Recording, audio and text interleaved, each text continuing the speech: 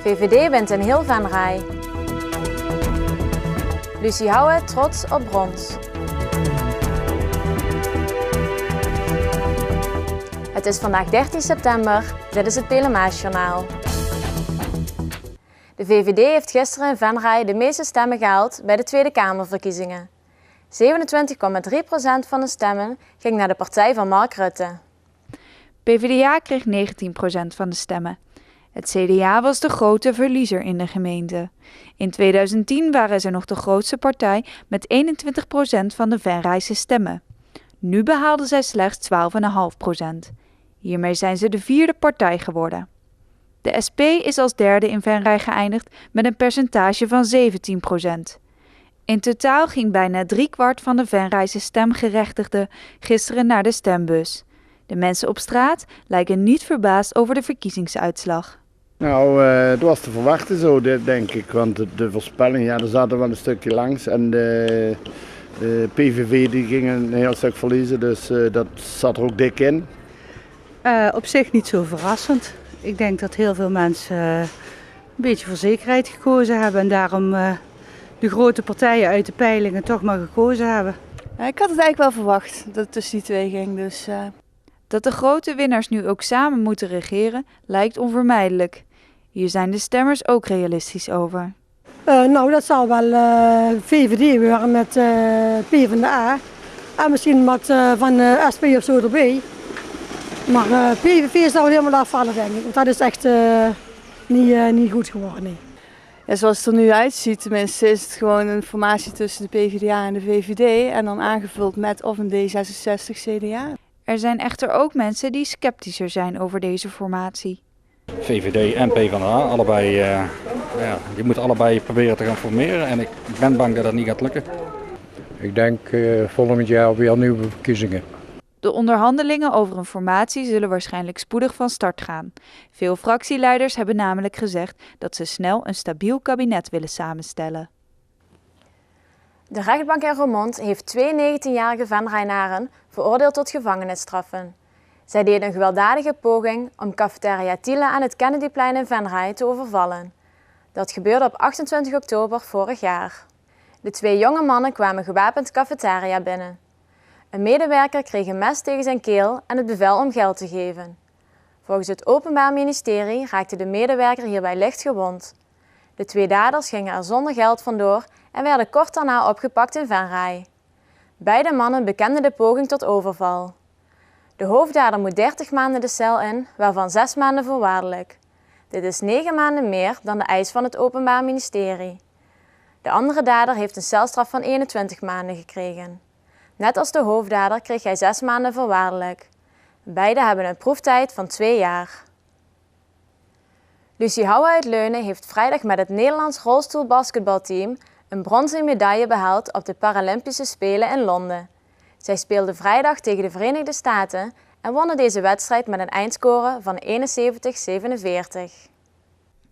Maandag vloog Lucie met het team weer naar Nederland. Ze kijkt met trots terug op het behalen van de overwinning.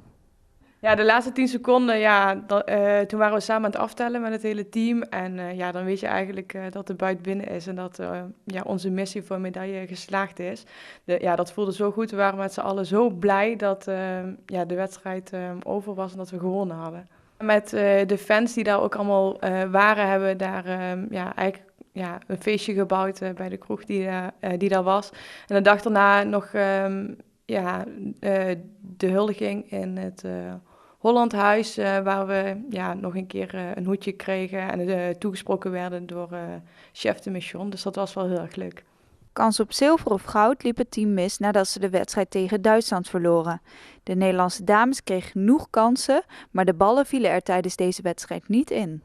We kregen echt de eerste 2 minuten, toen stonden we 10-0 achter en toen kregen we heel veel scoringskansen, maar we maakten zelf de ballen niet af. En dat was eigenlijk het probleem van de hele wedstrijd, dat wij echt genoeg kansen kregen, maar dat de bal niet erin wou vallen. En dat we een schotpercentage hadden van 30%. Dus dat was wel heel erg jammer. Lucie heeft weinig meegespeeld op de Spelen. Het hele toernooi deed ze minder dan een minuut mee op het veld. Dit kwam doordat ze als reserve voor een andere speelster meeging. En zij is een speelster met heel veel ervaring. Het zou raar zijn als ik zou zeggen, oké, ja, dus prima. Want ik wil natuurlijk ook spelen, maar ik wist het van tevoren. En ja, ondanks dat heb ik een heel leuk en bijzonder toernooi mee mogen maken. Dus ja, en onze missie is als team geslaagd, dus dat is natuurlijk fantastisch. Echt rust heeft de rolstoelbasketbalster nog niet gehad nu ze thuis is. Dinsdag moest Lucie alweer vroeg op voor een bijzondere ontmoeting. Ja, we mochten toen naar Den Haag, naar de premier toe, waar wij werden toegesproken.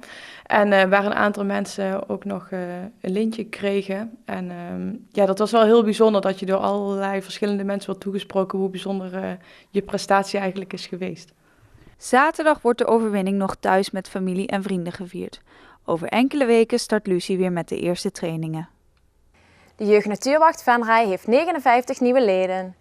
Basisschoolleerlingen uit groep 6 kregen gisteren in de Wetteling een oorkonde uitgereikt door de burgemeester. 27 kinderen waren aanwezig bij de installatie. Naast hun oorkonde kregen de leerlingen een gele pet en een tas vol materiaal. Dit materiaal kunnen zij gebruiken als ze de natuur ingaan. De Jeugd Natuurwacht probeert kinderen op een speelse wijze kennis te laten maken met het groen in de omgeving. Op die manier hopen zij dat de jeugd meer respect voor de natuur ontwikkelt. 6 keer per jaar organiseert de Jeugd Natuurwacht een puzzelwandeltocht in een natuurgebied uit de gemeente Venray. Zondag 14 oktober vindt de eerste wandeling plaats. Het weer dan nog. Vrijdag is het half bewolkt en 's middags tijdelijk zwaar bewolkt. Er kunnen enkele buien ontstaan. Vooral in de middag zijn er langere perioden met wat regen. Het wordt 19 graden bij een stevige wind. Zaterdag blijft het droog en wordt het zonniger. Tot zover dit Pelemaasjournaal. Tips kunt u mailen naar de redactie. Deze uitzending wordt herhaald tot en met vrijdag 12 uur 's middags. De eerstvolgende nieuwe uitzending is vrijdagavond om 7 uur. Namens het hele team wens ik u nog een fijne avond.